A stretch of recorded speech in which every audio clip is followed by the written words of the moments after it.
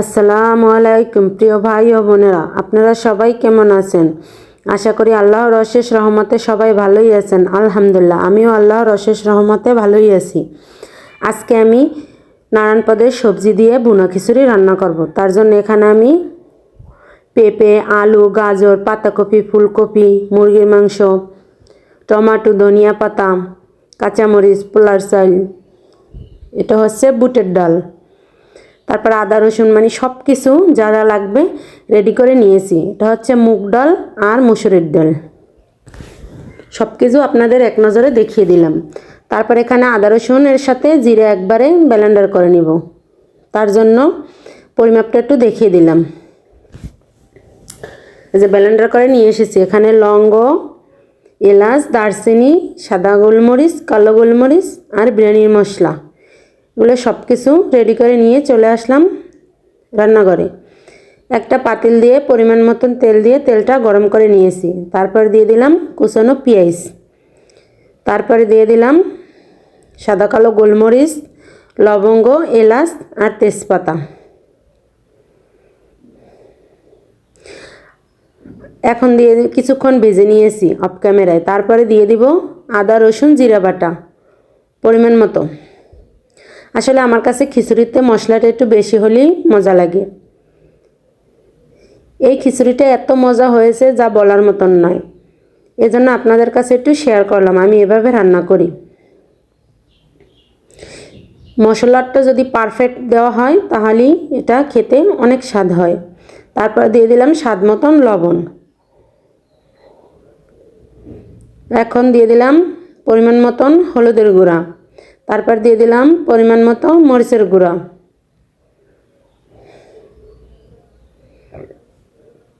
তারপর দিয়ে দিলাম পরিমাণ মতো ধনিয়ার গুঁড়ো। এখানে আমি 1 কেজি চাল নিয়েছি, আর সবজি তো নিয়েছি দেখেছেন। আমি আমার পরিমাণ মতো মশলা দিতেছি। আমি কিন্তু অফ ক্যামেরায় বারবার ভালো করে কষিয়ে নিচ্ছি, সেটা আর দেখাচ্ছি না, তাহলে ভিডিওটা আরও বড় হয়ে যাবে।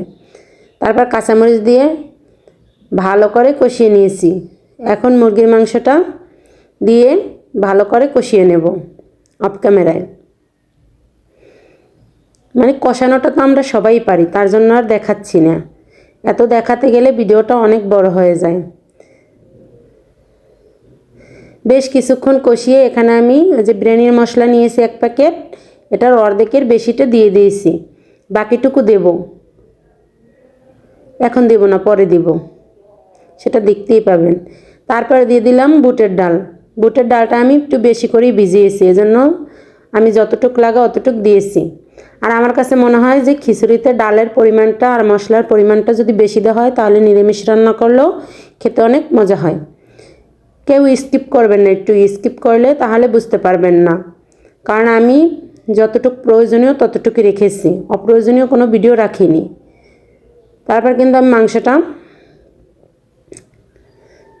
ভালো করে কষিয়ে নিয়েছি, বেশ খানিকক্ষণ অফ ক্যামেরায় কষিয়ে নিয়েছি। কষিয়ে তারপরে দিয়ে দিলাম আলু আর পেঁপে, কারণ এই দুইটা সিদ্ধ হতে কিন্তু অনেক টাইম লাগবে। আলু আর পেঁপে দিয়েও অনেকক্ষণ কষিয়ে নিয়েছি। তারপরে দিয়ে দিলাম মসুরের ডাল আর মুগ ডাল, মানে যেগুলো সিদ্ধ হতে একটু টাইম লাগবে ওইগুলো আমি ওই উপকরণগুলো আগে আগে দেই। এগুলো মুগ ডাল দিয়ে আর মসুর ডাল দিয়েও বেশ খানিকক্ষণ সিদ্ধ করে নিয়েছি। তারপর দিয়ে দিলাম ফুলকপি। এখন কিন্তু আমি একটু পানি দিয়ে ভালো করে সিদ্ধ করে নেব।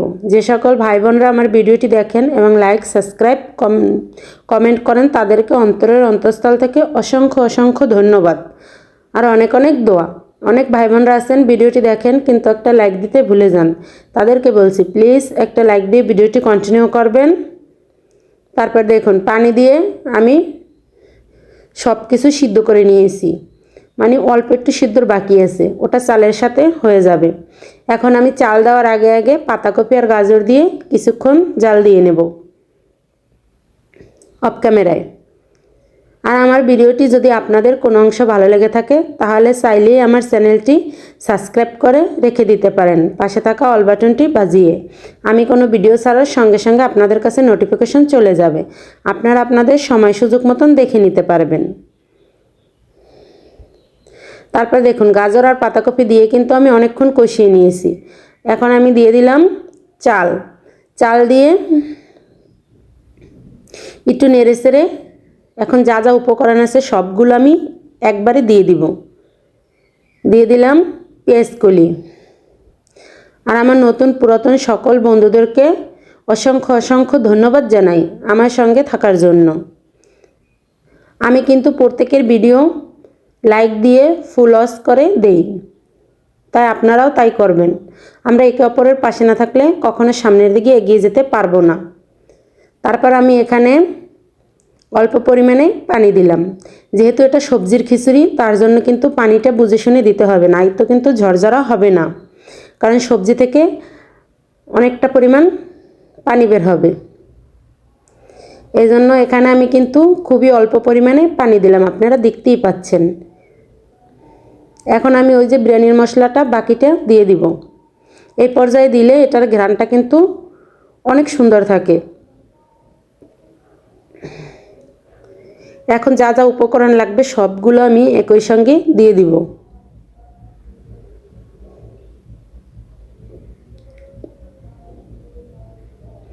এখানে আমি দিচ্ছি টেস্টিং সল্ট, এটা আপনারা না দিলেও চলবে যদি কারো পছন্দ না হয়, আর দিলে কি হবে এর স্বাদটা আরও বেশি হবে। আমি সম্পূর্ণ বাবুর্চিদের মতন রান্না করতে, এই জন্য আমি টেস্টিং সল্টও দিয়ে দিলাম। আর এটা ভীষণ মজা হয়েছিল, আমি খাওয়ার পরে ভয়েস দিচ্ছি। তারপর দিয়ে দিচ্ছি টমেটো, তারপর দিয়ে দেবো ধনিয়া পাতা। আমি সবগুলো উপকরণ এখন একে একে কিন্তু দিয়ে দিব, কারণ পরে এগুলো দিলে আর কিন্তু মিক্স হবে না। এর ভিতরে আমি একটু লবণটা চেক করে নিয়েছিলাম, লবণটা একটু কম হয়েছে, তার জন্য আমি আর একটু লবণ দিয়ে দিলাম, কারণ পরে তো আর দেওয়া যাবে না। এখন আমি ভালো করে নেড়েচেড়ে মিশিয়ে তারপরে দিয়ে দিব মটরশুঁটি কয়টা। মটরশুঁটিটা আমার আগে থেকে সিদ্ধ করা ছিল একটু লবণ দিয়ে, তার কারণে আমি মটরশুঁটিটা এই পর্যায়ে দিচ্ছি। আর আপনাদের যদি মটরশুঁটি কাঁচা থাকে তাহলে আরও আগে দিয়ে দিবেন, যখন আমরা সব কিছু কষিয়েছি তখন দিতে হবে, নয়তো ভালো করে সিদ্ধ হবে না। এই যে আমি এখানে 1 মুঠো পরিমাণ মটরশুঁটি দিয়ে দিলাম। এভাবে একবার আপনারা সবজি খিচুড়ি রান্না করে খাবেন, এটা খেতে কিন্তু দুর্দান্ত স্বাদ হয়, একদম পুরো বাবুর্চিদের মতন স্বাদ পাওয়া যাবে। দেখুন এখন আমি ভালো করে নেড়ে চেড়ে, এটা কিন্তু আমি দমে রান্না করব। আমার চালটা কিন্তু এই পানিতে একদমই সিদ্ধ হবে না, এই জন্য দমে রান্না করতে হবে। এখন আমি এটা ঢেকে দিব।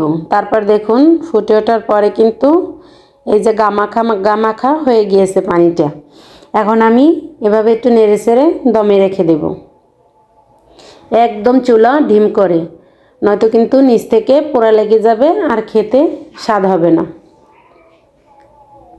একদম যদি পোড়া লাগে তাহলে কিন্তু টেস্ট নষ্ট হয়ে যাবে। তারপর দেখুন এভাবে দমে রেখে আমি ঢেকে রান্না করব। মাঝে মাঝে আমি নেড়ে রান্না করে নিয়েছি। এই যে দেখুন মাশাআল্লাহ, এটা দেখতে যতটাই সুন্দর ছিল খেতে ততটাই মজা ছিল। এভাবে কিন্তু দমে রান্না করলে একটু টাইম নিয়ে রান্না করতে হয়। আর দেখুন এটা কিন্তু একদম ঝরঝরা হয়েছে। আবার দেখা হবে নতুন আর একটা রান্নার ভিডিও নিয়ে। ততক্ষণ সবাই সুস্থ থাকুন, ভালো থাকুন, নিজের পরিবারের খেয়াল রাখুন। সকলের জন্য দোয়া রেখে আজকের মতন আল্লাহ হাফেজ।